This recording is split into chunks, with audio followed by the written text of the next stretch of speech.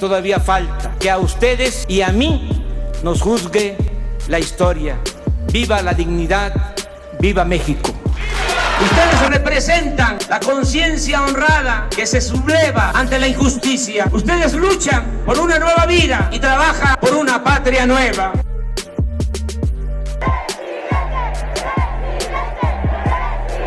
Por el bien de todos, primero los pobres.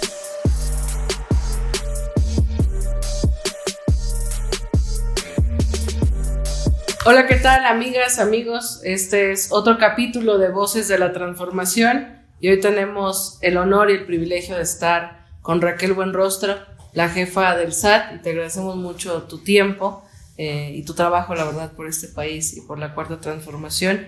Muchas gracias por aceptar esta entrevista y pues bienvenida a este espacio que busca compartir información, compartir datos, que quienes nos ven puedan comparar entre cómo era la toma de decisiones antes, cómo es ahora, y pienso que el papel que tú has realizado en el proyecto de la Cuarta Transformación ha sido esencial, estratégico, y marca una diferencia entre la política del saqueo y de los negocios y una política tributaria al servicio de la política social y de la transformación de este país. Pues bueno, muchas gracias por aceptar la entrevista. No, al contrario, es un placer estar con ustedes y con todo tu auditorio joven que te sigue. Muchas gracias, Raquel. Pues iniciamos a lo mejor preguntándote ¿cuál crees que sean las tres principales acciones que marcan una diferencia entre la política neoliberal y la política de la transformación? Digo, conocemos el tema de las empresas que no pagaban sus impuestos, de la recaudación con un enfoque profundamente neoliberal. Yo a veces me pongo a pensar que mientras en la política neoliberal se pensaba aumentar impuestos o aumentar el IVA a medicinas, a alimentos, acá se ha recaudado solo con cobrarle a los grandes contribuyentes lo que deben. Entonces, bueno, creo que hay una cantidad de cosas que se han hecho en estos 3 primeros años de gobierno que vale la pena detenernos, reflexionarla y contarla. Entonces, bueno, preguntarte desde tu óptica, ¿cuáles crees que sean como esas 3 grandes acciones o 4 o 5 que se hayan hecho? Bueno, yo creo que el arranque lo hizo el presidente con la modificación constitucional de que ya no había condonación de impuestos, ¿no? Uh-huh. Entonces, lo primero fue pasar y decir, ya no hay condonación de impuestos, todo el mundo tiene que pagar los impuestos, y eso sin duda fue algo completamente radical para muchas de los grandes contribuyentes, ¿no?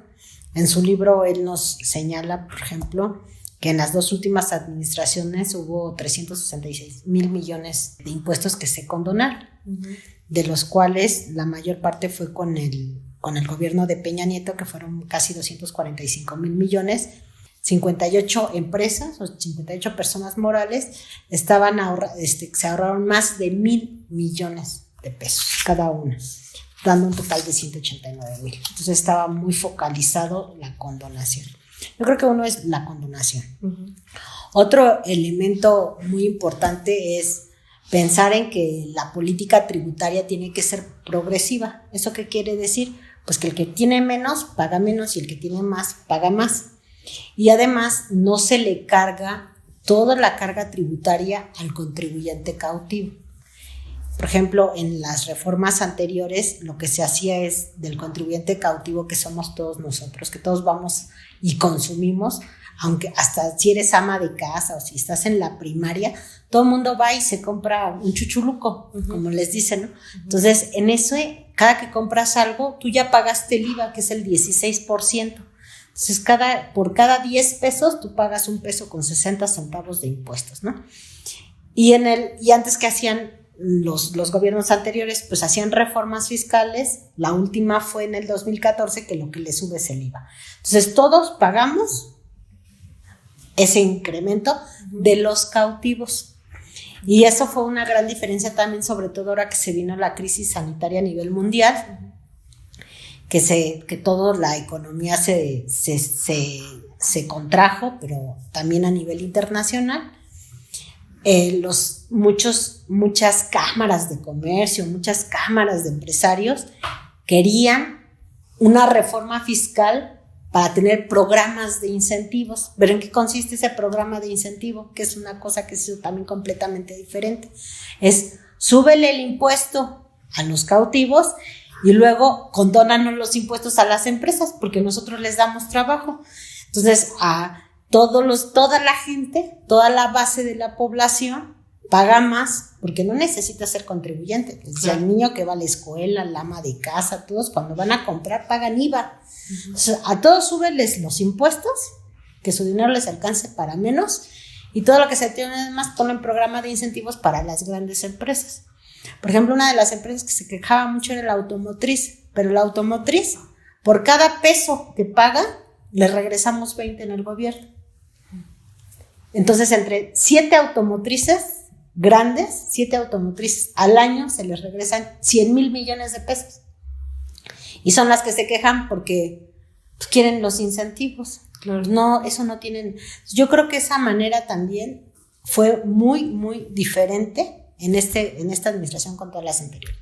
Nosotros no le cargamos a la población en general el pago y el subsidio que luego se tiene que hacer para programas de incentivos fiscales a grandes empresas.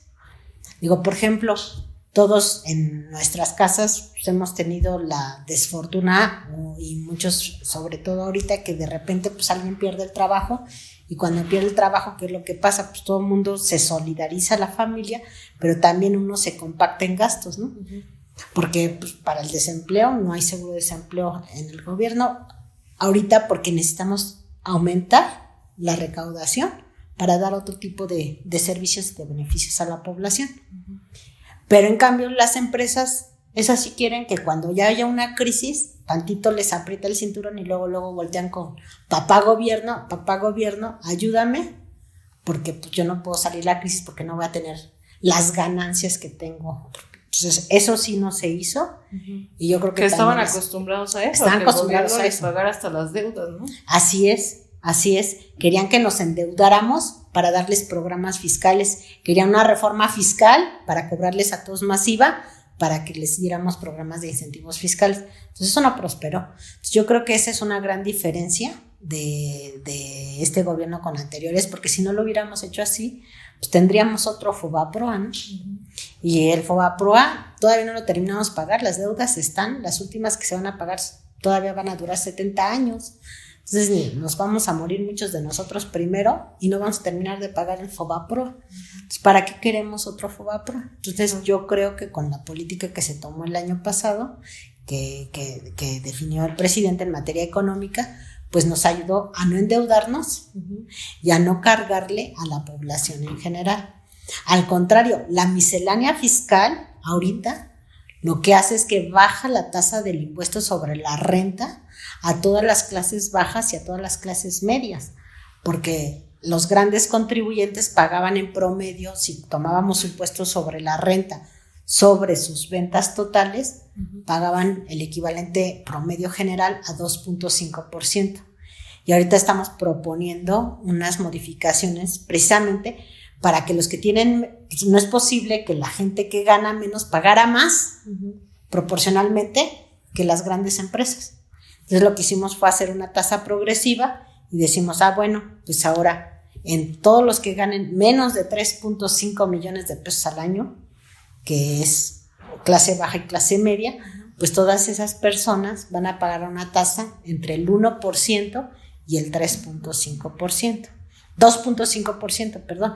Y en el caso del sector primario, que son todos los trabajadores del campo, tienen además beneficios adicionales y también tienen exenciones. Entonces, esto sin duda es más progresista, ¿no? Uh-huh. Y progresivo.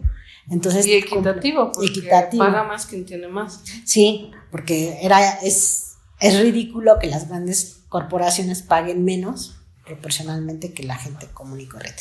Entonces, también esta miscelánea fiscal de este año también es para beneficiar muchísimo a la gente que menos tiene y a la clase media. Y yo creo que lo otro que también ha ayudado mucho es el combate a la corrupción. Entonces, el combate a la corrupción le hemos dado a la batalla tanto dentro del SAT como fuera del SAT. Porque para que haya corrupción tiene que haber dos partes, siempre digo. Es el corruptor y el corrompido. O sea, es el que pide el dinero y el que lo da, o el que ofrece dinero y el que lo acepta. Entonces no es que el gobierno sea corrupto, no. Para que haya un gobierno corrupto es que hay contribuyentes corruptos. No pueden existir el uno sin el otro. Entonces, eso también ha ayudado mucho porque nosotros sí hemos identificado, como que dicen, cómo operaban los actos de corrupción y los hemos tratado de ir erradicando y ya tenemos mejor control. Todavía falta mucho, pero también eso haya ayudado. Por ejemplo, antes había unos procedimientos que no estaban muy bien regulados aquí al interior. En el área de Administración General de Recaudación, cancelaban créditos que dizque porque eran incobrables, porque hay procedimientos, ¿no? Por ejemplo, a lo mejor viene de visita a la Ciudad de México alguien de Chiapas y se pasa un alto, le ponen una multa, nunca lo encuentran y pues como la multa no se pagó, pues la mandan al SAT a cobrar. Entonces esas multas son muy difíciles de cobrar y además preferimos cobrarle a quien nos debe 10,000, 30,000 millones de pesos que al señor que se pasó el alto, ¿no? Entonces esas multas, hay un procedimiento para cancelar administrativamente ciertas multas porque son incobrables, ya sea porque no es costeable, no se justifica el costo, o porque de plano no hay manera porque no podemos localizar a las personas. Pero lo que hacían antes es que me metían, por ejemplo, un gran contribuyente que lo teníamos en la auditoría en grandes contribuyentes que nos debía 15,000 millones de pesos, lo estaban cancelando en otra área de recaudación por no localizado. Entonces le cancelaban el crédito de los 15,000 millones mientras estaba en paralelo una auditoría. Que esos sí son actos de corrupción interna, ¿no? Ahí llega el gran contribuyente o él o sus despachos con el conocimiento o con el desconocimiento del socio, ofrece dinero a gente aquí en el SAT y los mandaban a cancelación de créditos. De que llegamos acá, de ese tipo de créditos grandotes, por ejemplo, hemos regresado, digamos administrativamente, que vamos a ir a cobrar 416,000 millones. Y de esos 416,000 millones hemos cobrado 50,000 millones más que lo que se cobraba en otros años de créditos que están ahí, ¿no? Y ha habido muchos ejemplos de anticorrupción que hemos ido identificando y vamos desbaratando las células de corrupción. Entonces ahora, por ejemplo, al menos esa de que venían a cobrar aquí para pagarles a los de recaudación para que les hicieran un favor, pues ya está más controlado y más acotado, ¿no? Y cada vez vamos avanzando poco a poquito. Eso también nos ha dado mucho dinero. Por ejemplo, tan solo en esa área en 2 años llevamos 416,000 millones de pesos que ya los daban, ahora sí que por perdidos, y que ahorita ya los regresamos a la lista de la cobranza. Y ahorita ya estamos mandándole cartitas a todos estos señores pues, para que vengan a pagar. Claro, que por eso yo creo que hay tanta reacción de una de las máximas que decimos en la Cuarta Transformación es que había un grupo de interés que se beneficiaba al amparo del poder y que bajo una lógica profundamente corrupta, institucionalmente corrupta, porque desde las instituciones había esa permisividad, se beneficiaban un grupo de personas, ¿no? Los grandes empresarios, que yo creo que ahí es muy importante siempre señalar que no es que la 4T tenga algo contra los empresarios, es que hay un grupo de empresarios que se beneficiaba de la corrupción, este tipo de incentivos fiscales, de beneficios que les permitían hacer más negocios y más dinero, a costa incluso del sufrimiento y la pobreza de la propia gente. Claro. Por ejemplo, nosotros tenemos casos, por ejemplo, de que aquí trabajaba un funcionario y el hermano trabaja en un despacho y luego ese despacho lo que hace es cobrar a los grandes contribuyentes por conseguirles oficios aquí en el SAT o documentos que le decimos criterios, decir, si haces esto no vas a pagar impuestos o nosotros te vamos a autorizar que esto salga bien y que por eso no pagues impuestos, pero a todas leguas hay un conflicto de interés porque el hermano está en un despacho y el otro hermano estaba aquí en grandes contribuyentes y entonces de ahí nosotros por ejemplo traemos ahí un litigio muy importante de más de 10,000 millones de pesos por un tema de conflicto de interés entre 2 hermanos. O tenemos, por ejemplo, a alguien que trabajó aquí en grandes contribuyentes también, que avalaba ciertas defraudaciones fiscales y después de trabajar en el gobierno se pasó a los grandes despachos y luego esas defraudaciones que le aprobó a 2, 3, las vendió a 10 o 20. Entonces era lo que decíamos, o sea, tenemos contadores que supuestamente deberían auxiliar al contribuyente para decirle cómo deben pagar bien, pues aquí parecía que pues, por lo que cobraba era por decirles cómo no pagar. Uh-huh. Y entonces ahí la asesoría de un solo contador, pues sí, yo lo comentaba la vez pasada, pues nos representa más de 100 millones de pesos al año de defraudaciones a diferentes empresas. Yo decía que ya una manera fácil de auditar es nada más veíamos quién había contratado a ese señor y pues seguramente la empresa estaba mal, ¿no? Claro. Entonces ya la revisábamos, entonces ya íbamos sobre seguro. O sea que había una evasión fiscal brutal. Sí, y avalada por autoridades, ¿no? Por servidores públicos, por grandes funcionarios. Sí, y todavía debe haber, estamos limpiando, no acabamos, pero la verdad estamos muy abiertos a las denuncias y cualquier persona que denuncie, nosotros le damos seguimiento. Y también lo que les decimos a todos los contribuyentes es que cuando alguien se acerque y los extorsione o les quiera vender un favor, que llamen directamente a la oficina de jefatura para revisar los temas. Okay. Cuando son temas muy, muy grandes, los atiendo yo personalmente, hasta o dependiendo también del procedimiento. Cuando es un procedimiento que yo siento que es una manera de operar muy generalizada en todo el país, también lo atiendo directamente para entender cómo es el mecanismo de corrupción. Y cuando son temas ya más aislados, me ayudan el equipo de trabajo, pero no lo bajamos de nivel, O lo resuelvo, o estoy yo en las reuniones, o está un administrador general. Porque es la única manera que nosotros nos demos cuenta qué es lo que está pasando. Claro. Y que además hay un actuar sistemático y a ustedes les ayuda a desmantelar como esas redes tan afinadas que yo me imagino que durante décadas se dieron. Sí, nosotros teníamos, por ejemplo, un caso de un despacho que se presentó aquí en la oficina del SAT que está ahí cerca de Pemex, en la oficina de Desconcentrada Norte, le dicen. Ahí esa oficina está muy dedicada a los grandes contribuyentes, porque pues, las oficinas corporativas de los grandes contribuyentes están pues aquí en la zona poniente, ¿no? Polanco, Santa Fe, todo. Entonces todos ellos les toca esa oficina. Entonces un día llega un abogado que era abogado o sea, un despacho de abogados y de contables de empresas que se dedicaban a la energía y a las minerías, que son empresas grandes. Entonces llegó preguntando en concreto con una persona en específico y se le dijo, pues no trabaja aquí. Entonces preguntó por otra, no trabaja aquí. Se agotó una lista de 8 personas. Dijimos, no trabaja aquí. Ya les dimos las gracias porque encontramos una red que funcionaba corruptamente. Dijo, ya no trabaja ninguno acá. Entonces se desesperó y dijo, no, entonces, ¿quién trabaja aquí ahora? ¿Quién es el de más nivel aquí en la oficina? Y ya lo pasaron con la responsable de la oficina, una mujer. Y ya cuando va con la responsable de la oficina, dice, es que yo ya pagué para que no me cobren impuestos.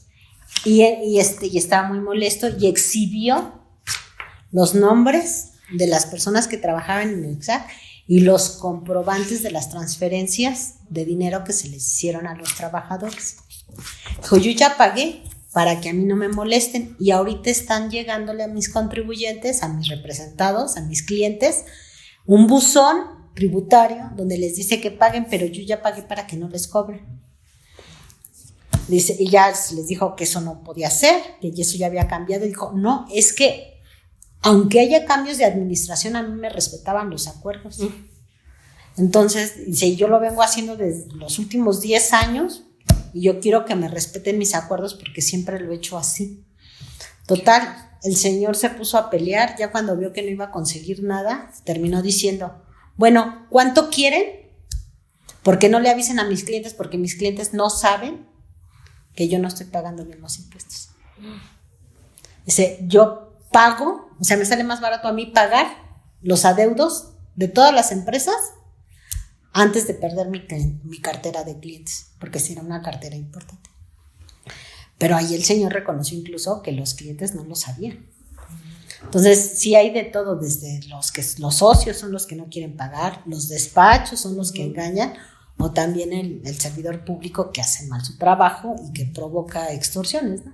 Sí, tenemos todos los casos de corrupción. Pues que era una normalización de la corrupción y de las prácticas, ¿no? O sea, yo creo que eso es o sea, si lo pensamos en bruto y en frío, es muy triste que en este país era muy normalizado la corrupción, lo teníamos como ensimismado, como lo que lo dábamos por hecho, y hoy no es menor tener pues a una mujer honesta al frente del SAT, que eso implica una limpia, bueno, empezando desde el presidente, que es un presidente, yo creo que el más honesto que hemos tenido en nuestra historia, y eso implica que desde él hacia abajo todo se empieza a poner en orden, que lo que se ha hecho en 3 años no es menor, porque son las redes aceitadas durante décadas. Sí, fíjate, están tan aceitadas que, por ejemplo, yo aquí tenía una oficina en la del sur, en la de Xochimilco, que hubo gente que nada más me duró 30 minutos en el puesto.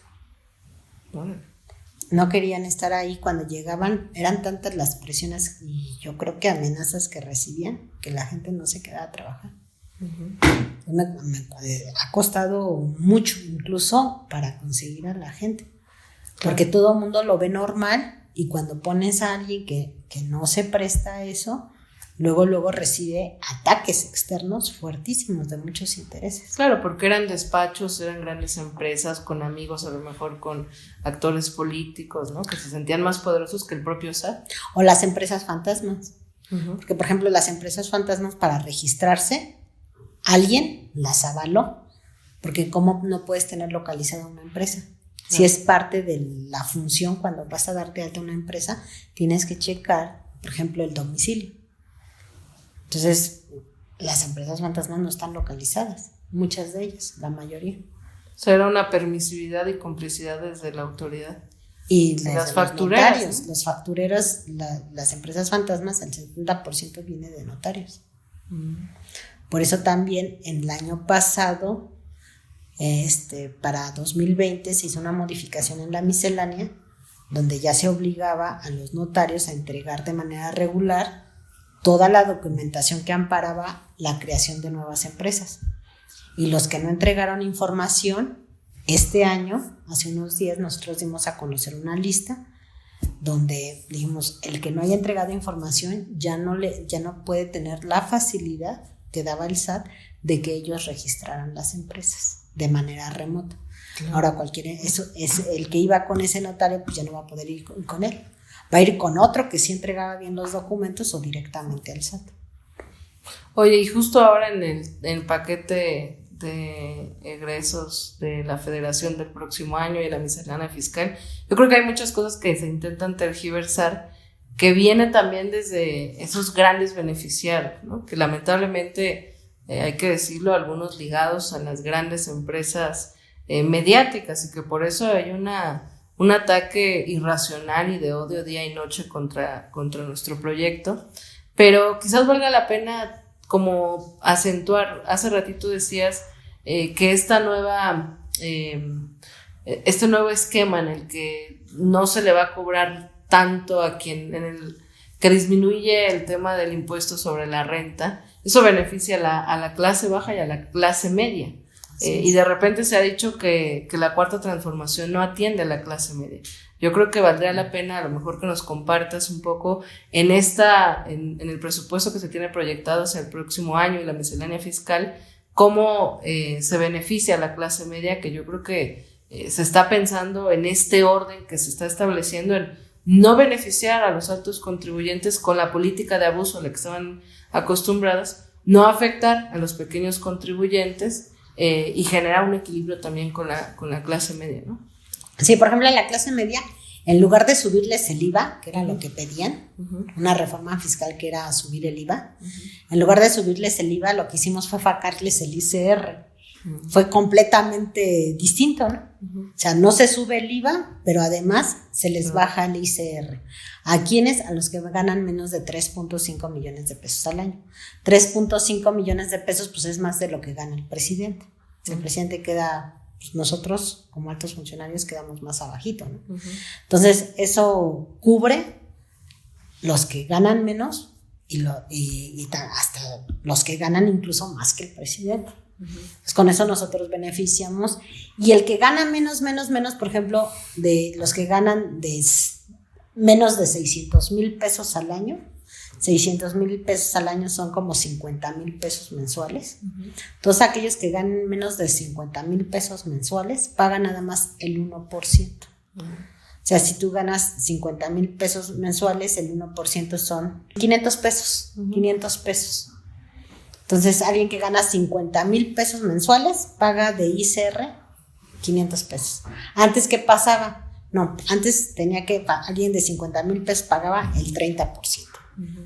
O sea, en lugar de 500 pesos son 500 por el 30%.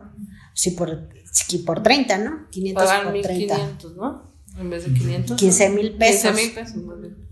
O sea, antes pagabas 15,000 pesos y ahora vas a pagar 500 pesos. Y luego, para pagar menos de 15,000 pesos podías deducir la colegiatura, gastos médicos, etcétera. Pero para hacer todas las deducciones, pues necesitabas ayuda de un contador para conocer todos los detallitos. Ahora sí que la letra chiquita de la ley. Para conocer la letra chiquita tenías que contratar a un contador, pero el contador te va a cobrar 15,000 pesos por lo menos. Entonces tú vas a pagar 15,000 pesos y 15,000 pesos para el contador para que te haga las deducciones. Pues mejor no pagas impuestos, ¿no? Que era lo que pasaba. Entonces decían, no, pues si me va a salir más caro pagarle al contador que pagar mis impuestos, mejor no pago nada y declaro en ceros, ¿no? Y eso era lo que estaba pasando. Entonces con eso te ahorras el contador. Ya, eso sí, ya no vas a poder hacer deducciones, pero pues ningún contador te cobraba 500 pesos. Claro. Entonces, por lo menos de entrada, pues vas a gastar menos que si necesitaras un contador. Y 50,000 pesos es mucho más que lo que gana mucha gente. Claro, totalmente. O sea, nosotros estamos cubriendo prácticamente al 82% de las personas físicas que no son asalariadas con esta medida de todo el país. Y en el caso de las empresas, también se está escogiendo empresas que ganen menos de 35, bueno, menos, no que ganen, que tengan ingresos de menos de 35 millones de pesos al año.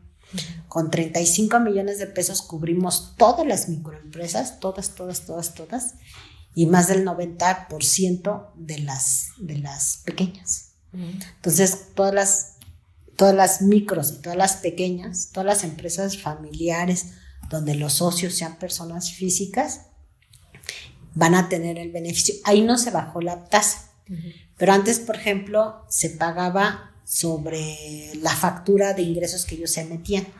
Pero todos saben, los que se dedican y que tienen sus talleres o todo, que dan una factura, pero que el proveedor no les paga. O sea, el cliente no les paga a veces hasta 3 meses después. Pero como él ya emitió la factura, tiene que pagar el impuesto. Solo lo que le decimos es, no, ya no va a ser así. Tú solo vas a pagar el impuesto del dinero que ya haya caído en tu cuenta. Okay. Entonces, eso les da liquidez y pueden seguir operando y pueden aumentar su operación porque tienen más dinero. Y la otra también, tienen más descuentos. Por ejemplo, antes las inversiones tenían una tasa de descuento, un porcentaje, decían, de esta inversión que tú hagas en ciertas cosas en particular, si tú disminuyes,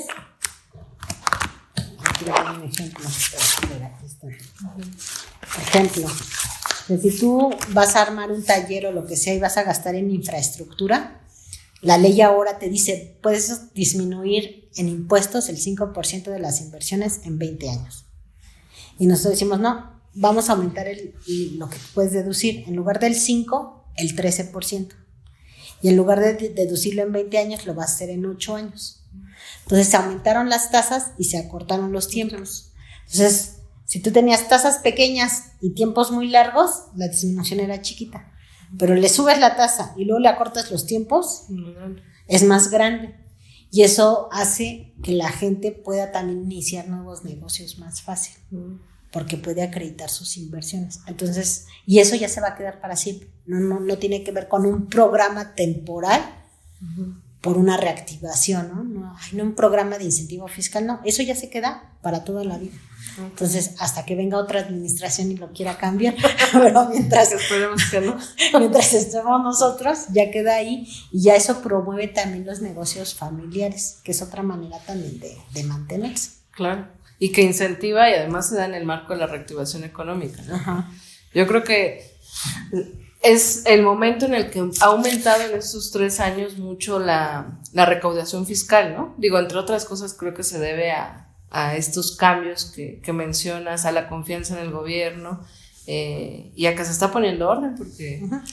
Y no son cantidades menores. Por ejemplo, 35 millones de pesos. Hace poco estábamos viendo un contribuyente que dice que factura alrededor de 20 millones de pesos al año. Entonces, este contribuyente cae perfectamente en el 35, ¿no? Uh-huh.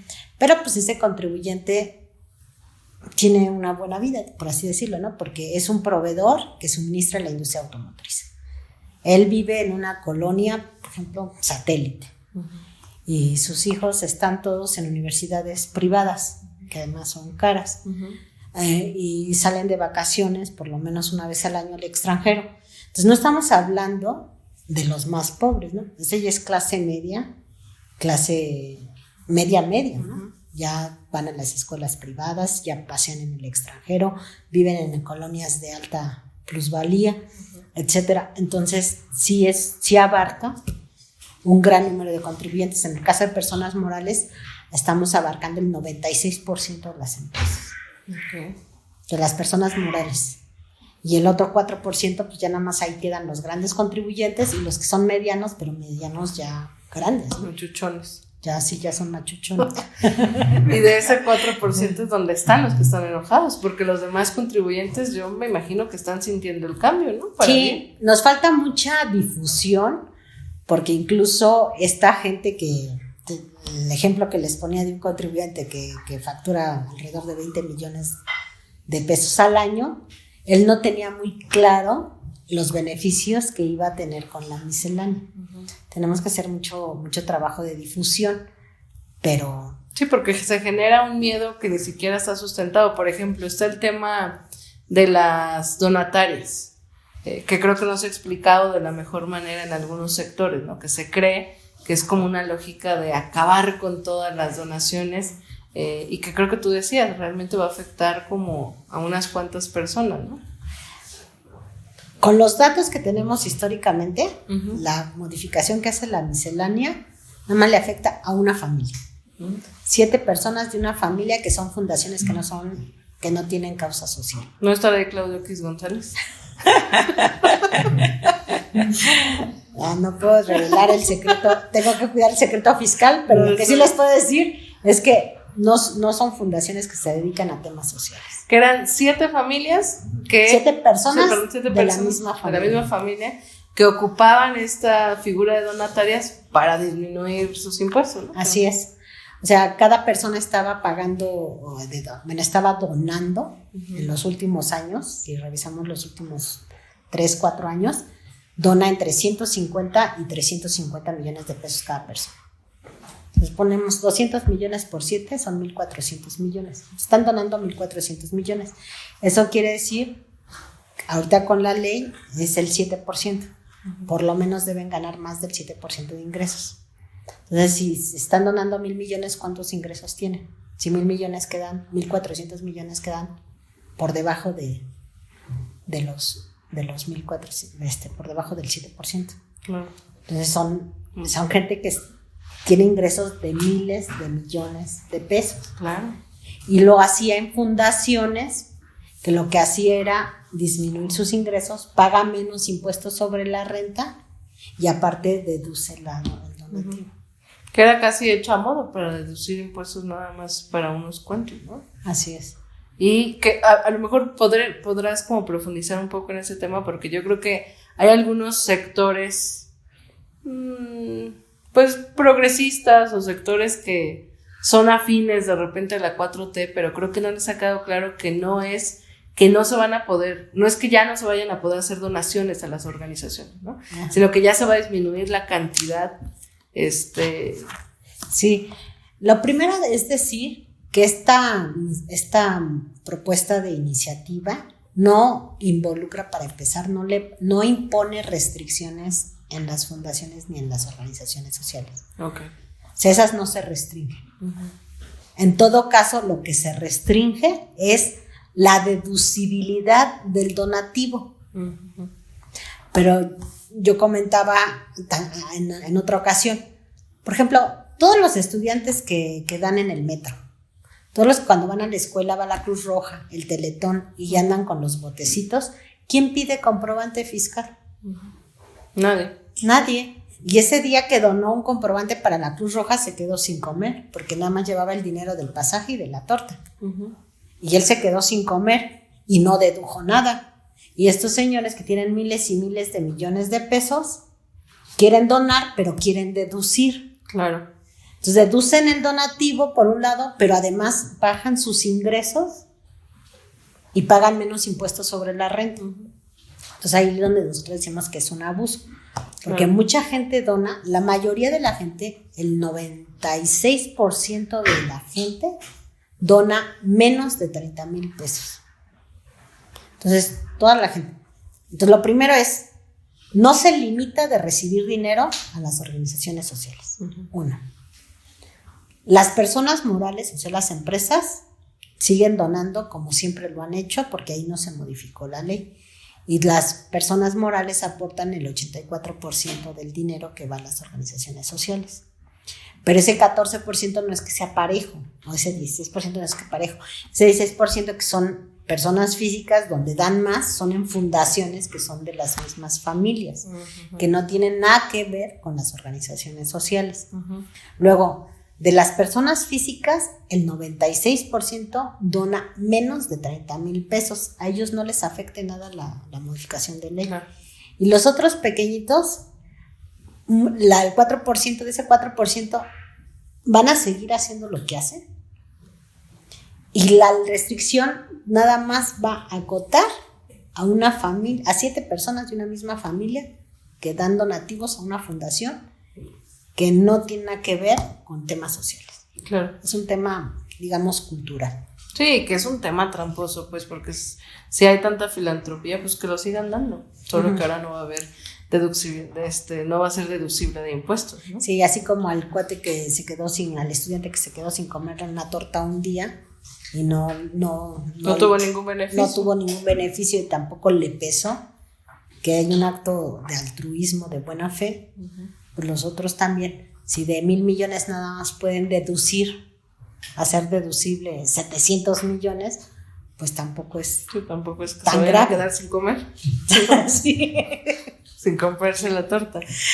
Oye, yo quisiera hacerte 2 preguntas, a lo mejor más, bueno, una como más humana quizás, y otra ligada un poco a algo que a muchas mujeres nos genera emoción, ¿no? La primera es preguntarte cómo llegaron a tomar esta decisión de quitar, de tener la tasa cero a los productos de gestión menstrual, que sin duda es algo que beneficia a la economía de las mujeres, no es cosa menor. Y la otra un poco ligada al tema de género es, ¿qué ha significado para ti? O sea, tú has sido como la cara que enfrenta a esos grandes contribuyentes que son voraces, que se han convertido, digamos, en empoderados por beneficios políticos, por favores, por esta red tan aceitada, y que sin duda tú has puesto como un alto, ¿no? Si no directamente, yo creo que con algunos se has estado directamente dando la batalla, pues con toda la toma de decisiones. ¿Qué ha implicado eso para ti? O sea, ¿cómo ha sido esa decisión que no es menor? Y yo creo que por eso muchas mujeres te admiramos. Y la otra, bueno, la de la tasa cero. Bueno, lo de la tasa cero, digamos que obedece ya a una demanda que no había sido escuchada ya en muchos años, ¿no? Que ya la traían tanto muchos compañeros de los diferentes grupos parlamentarios como muchas organizaciones civiles y sociales. Entonces, no es nuevo, ya se ha tomado y retomado, digamos, en varios países. ¿Y qué es lo que nosotros hicimos? Bueno, el año pasado, como ustedes saben, en algún momento hubo un planteamiento en la Cámara y no prosperó. El año pasado, a diferencia de este año, pues a mí no me tocó formar parte de la propuesta ni de la defensa de la miscelánea. Sin embargo, hoy con el encargo que nos dio el presidente y la confianza que nos dieron para presentar el régimen de simplificación para el pago de impuestos y de las personas físicas y morales, nosotros vimos la oportunidad aquí en el SAT de que si ya teníamos la confianza y ahora sí la venia del presidente para nosotros poner a la Secretaría de Hacienda la iniciativa, pues no quisimos desaprovechar la oportunidad para subir el de tasa cero de los productos higiénicos, porque nosotros sí somos conscientes que, por ejemplo, las estadísticas son duras, ¿no? A mí me gusta decir números porque pues, en México hay 60 millones de personas en etapa de gestación menstrual. De esos 60 millones, el 40% vive en pobreza menstrual. ¿Qué quiere decir eso? Que su dinero no les alcanza para comprar este tipo de productos. Y utilizan otra cosa, desde trapos, papel, cosas que son insalubres, hasta la gente que prefiere quedarse encerrada en su casa y no hacer nada hasta que no concluyen sus días y su tiempo de gestión menstrual. Entonces, eso provoca indirectamente una discriminación hacia la mujer, porque sale más costoso para una mujer tener una vida, digamos, cotidiana, que para un hombre. Es como si tuviéramos indirectamente un impuesto sobre ser, bueno, más que sobre las personas que realizan una gestión menstrual, ¿no? Entonces eso altamente es discriminatorio, no es equitativo, y además nosotros creemos que va de la mano porque todas estas personas que no tienen dinero para estos productos terminan con infecciones, con condiciones insalubres, que al final del día se van a traducir y se van a convertir en un problema de salud pública. Claro. Entonces, ¿para qué gastar después si podemos hacerlo antes, ¿no? Entonces, esto es una medida preventiva de equidad y que es menos discriminatoria. Así lo consideramos. Así hicimos el planteamiento a la Secretaría de Hacienda. Afortunadamente tenemos secretario nuevo. Entonces el secretario nuevo recibió muy bien la propuesta y nos apoyó, ¿no? en mantenerla en la miscelánea, y eso hizo posible pues finalmente que llegara la propuesta al Congreso, y ya ahorita ya está en el Senado y veamos qué decide el Senado, ¿no? Sí. Y en cuanto a lo otro de ser mujer, siempre es bien complicado. Sí. Y bien complicado. Y la verdad es una lucha que en algún momento dieron gente que seguramente mujeres que ya no viven, que fueron de las primeras. A mí me tocó ya un camino un poquito menos difícil que las primeras, que fue desde conseguir el voto de la mujer y otras cuestiones. Pero sí es muy difícil. Sí es muy difícil. En el mundo financiero predominan además los hombres. Creo que el sector financiero es muy sesgado hacia el género masculino. Entonces hay muchísimos hombres, es muy complicado. Y con códigos muy de hombres, ¿no? Que luego suelen ser muy abruptos, ¿no? Sí, por ejemplo, me decías hace rato, no es que a ti te dicen la dama de hierro, sí, pero si fuera hombre, diría, no, qué carácter, qué personalidad, ¿no? Muy bien, todo lo hace correctamente, ¿no? Un cabrón. Sí, es que tienen una persona de carácter, ¿no? De carácter y con personalidad. En cambio, si es una mujer, no, qué ruda. Qué rude. Pone, ¿no? Rudeza innecesaria. No es cierto. Si vinieran de un hombre, nadie lo consideraría rudo. Sí. Se lo verían con admiración, no con temor. Así es. ¿no? O sea, yo una vez le escuché a alguien y me gusta repetirlo porque es verdad, dice, el problema de ser mujer es que tienes que decir lo mismo más veces y más fuerte, porque si no, no te hacen caso. Entonces, si un hombre dice una cosa, a la primera lo escucha. Si una mujer dice una cosa, tiene que decirlo una y otra y otra y otra vez y no rendirse. Y tenemos que alzar la voz y entonces somos locas o intensas por alzar la voz para que nos escuchen. Así es. Pero yo creo que hay que hacerlo. Sí, hay que hacerlo siempre y no hay que dejarse ni intimidar ni cansar. Y esperemos que poco a poco la sociedad vaya evolucionando y se prepare para otro tipo de personas. Afortunadamente el presidente es un presidente que le da mucha oportunidad a las mujeres. Yo creo que nunca había habido un gabinete tan igualitario como con el presidente, y yo que participo mucho en las reuniones de gabinete sí debo de decir y reconocer que el presidente sí le da, o sea, a diferencia, yo llevo 25 años en la administración pública, el presidente sí escucha a las mujeres. Y las ha colocado en lugares estratégicos, o sea, creo que confía en ti por tu honestidad, por tu capacidad, y él sabe, y lo ha dicho muchas veces, pues que luego hasta las mujeres somos más honestas en la función La mujer es pública, más honesta, ¿no? Y es más comprometida. Más comprometida. El hombre tiene más distractores. Se distrae un poquito más fácil y luego lo distraen un poquito más fácil, y la mujer es un poco más más honesta. Sí, tiene ese sentido como de maternidad, yo creo que lo generaliza un poquito más, pero además de protección, porque por ejemplo ahorita vemos muchas familias que dependen completamente de las mujeres. Entonces, donde la mujer es el principal sostén de la familia, ¿no? Hoy, ya por último, porque ya te robamos mucho tiempo y sabemos que eres probablemente las mujeres más ocupadas del país, quizás un poco para desmentir este tema que se ha tergiversado también del RFC para jóvenes de 18 años. ¿Qué implica? ¿Cuál es el sentido? ¿Por qué se propone? No implica nada, y los jóvenes lo saben, porque algunos jóvenes, por ejemplo, que tuvieron la oportunidad de estudiar y que ya sacaron su cédula, para la cédula les piden su RFC, y lo sacaron, obtuvieron su cédula y vieron que no pasó nada. También, por ejemplo, muchos para recibir la beca, cuando ya son mayores de edad, pues también van y buscan que se les dé su cuenta bancaria, y también en el banco les piden su RFC, y tampoco pasa nada. Entonces, eso ahora sí que son de los mitos geniales que sacó la oposición, porque no tiene nada en realidad que oponerse. Y el objetivo, ¿cuál es? Más que el objetivo de cobrarles multas y eso, porque no es cierto, se dejó en un transitorio de la ley que no había castigo. Los diputados, para hacer más énfasis, dejaron el transitorio y lo pusieron dentro del artículo para que se escribió doble, para que fuera más enfático. Pero ahí el tema es el robo de identidad.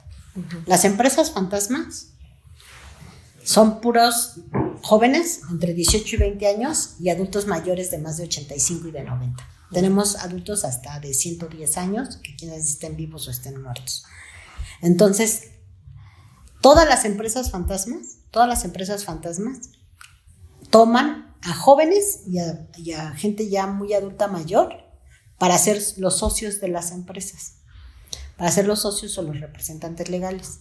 Entonces, cuando finalmente queremos o ya podemos tener ya localizada una empresa fantasma y vamos por ella, pues es imposible juzgar a nadie, porque a legua se ve que esa persona no está involucrada, porque hay un robo de identidad.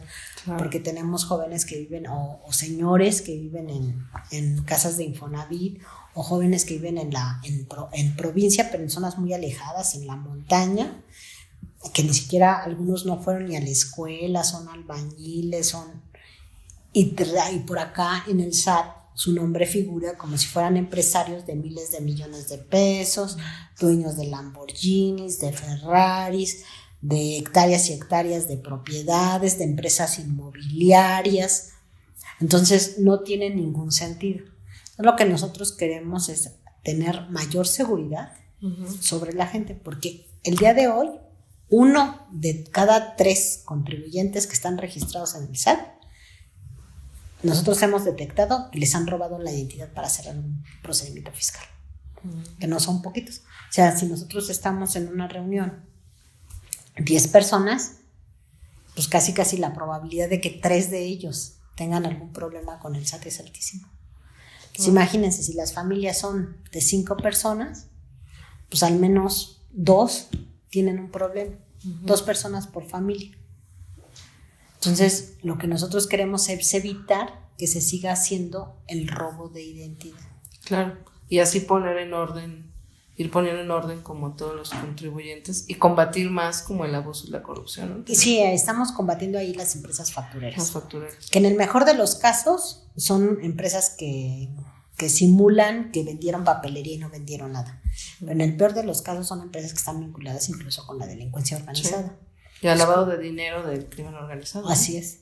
Entonces, imagínense qué problemas metemos a un joven, o se mete un joven, que si vive en una provincia o en un municipio donde por alguna razón ese joven no lo quieren ahí las autoridades locales, pues hasta en un problema lo van a entrar porque lo hasta de narcotraficantes lo van a acusar, o de lavado de dinero, cuando el otro no tiene ni idea de que están usando indebidamente su nombre.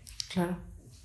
Entonces es incluso para protección de la ciudadanía, para que no la involucren en temas que ni siquiera pues tienen la menor idea, ¿no? Y lejos están de participar en eso.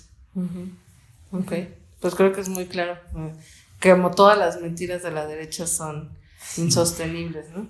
Pues agradecerte mucho, Raquel, no sé si quieras decir algún último mensaje. Yo creo que nos falta mucha educación fiscal. Yo tengo 31 años y de repente para mí sigue siendo como bien complejo el tema. Como contribuyente, nosotros decimos de repente la vida de adultos, ¿no? Cuando ya tenemos que sacar nuestra firma electrónica y eso ya es como, ya dimos un paso en nuestra vida, y de repente yo creo que nos falta ahí como más educación financiera, etcétera. No sé si en el SAT hay algunos cursos o algunos consejos que le dé sobre todo a los jóvenes que... Bueno, yo creo que sí nos falta cultura fiscal, pero sobre todo yo creo que había un ánimo de poca transparencia. Yo a veces pienso que cuando las cosas se hacen tan complicadas es precisamente para que nadie entienda. Claro. Y para beneficiar a unos cuantos y no se note. Porque nosotros encontramos luego artículos como estos que benefician nada más a una o dos empresas, que están muy claritos para quién va dirigido. Y eso lo sabemos porque tenemos toda la información aquí. Pero la gente obviamente no puede saberlo, y además nosotros no podemos decirlo por ley, pero sí hay cosas que están muy dirigidas. Entonces yo creo que se hace tan complejo, mi presunción es que las cosas cuando se hacen tan complejas, se hacen a propósito. Entonces lo primero, como nosotros como autoridad tenemos que hacer más transparentes, de ahí la simplificación. Que sea mucho más fácil y mucho más transparente quién y cómo paga sus impuestos, por un lado. Y lo otro, una labor, como tú dices, de difusión, que también nos cuesta mucho trabajo a las autoridades, y difundir desde las escuelas. Por eso también la idea de los 18 años, que la gente sea más consciente, que como tú dices, una vez que inicie la vida adulta, así como tienen su credencial para ir a votar y ya pueden votar y opinar y todo, y decir yo no quiero a esa persona que me gobierne, que me represente, también decir, bueno, yo como adulto, si en algún momento yo tengo un ingreso, tengo que contribuir con los bienes y servicios públicos, porque nosotros vivimos en una comunidad, en una sociedad, y hay luz eléctrica, y hay caminos, y hay muchas cosas que se tienen que pagar de manera común. Y es eso, nada más es como en su familia, nada más que un poquito más grande. Cuando empiezan a trabajar, y si sigues viviendo con la mamá, pues le das un poquito de tu dinero, pues porque ahí comes y ahí duermes y hay que pagar el gas y el agua, ¿no? Aquí también en la sociedad es lo mismo. O sea, uno ya empieza a trabajar, pues le va a dar su abono a la sociedad porque tiene luz eléctrica, porque está el transporte público, porque están los caminos y las carreteras. Nada más es un poco de conciencia y de hacerlo más transparente. Sí, de transparencia y de confianza, porque hoy todo el mundo vemos nuestros impuestos que se utilizan, ¿no? En las vacunas, en los programas sociales, en los programas de infraestructura, en caminos, en carreteras. Es decir, la realidad es que hoy, sin duda, no es en vano la confianza del presidente, pues hoy sabemos que nuestros impuestos se utilizan en lo que se tiene que utilizar. Así es, y entre que la gente más aprenda, cuando vengan otros gobiernos, también la gente si ya sabe, pues tiene que exigir. Y nos tiene que exigir a nosotros, a los funcionarios, tanto los que estamos cobrando como los que están gastando, para que el dinero se ocupe bien. Porque además si tú aportas, pues tienes todo el derecho de exigir. Exacto. Y entre que si la sociedad entre más exigente sea, yo creo que tenemos un mejor país. Totalmente. Pues un poco para eso son estos espacios de compartir y te agradecemos mucho tu tiempo, tu trabajo como mexicana, como parte del proyecto de la 4T. La verdad es que nos enorgullece mucho lo que estás haciendo y yo creo que eres uno de los principales apoyos del presidente y pues de verdad gracias por todo lo que haces, por el tiempo que ahorita nos dedicaste y bueno, pues por compartir esto con al contrario, muchas gracias a todos. Gracias, Raquel. Gracias. Todavía falta que a ustedes y a mí nos juzgue la historia. Viva la dignidad, viva México. Ustedes representan la conciencia honrada que se subleva ante la injusticia. Ustedes luchan por una nueva vida y trabajan por una patria nueva.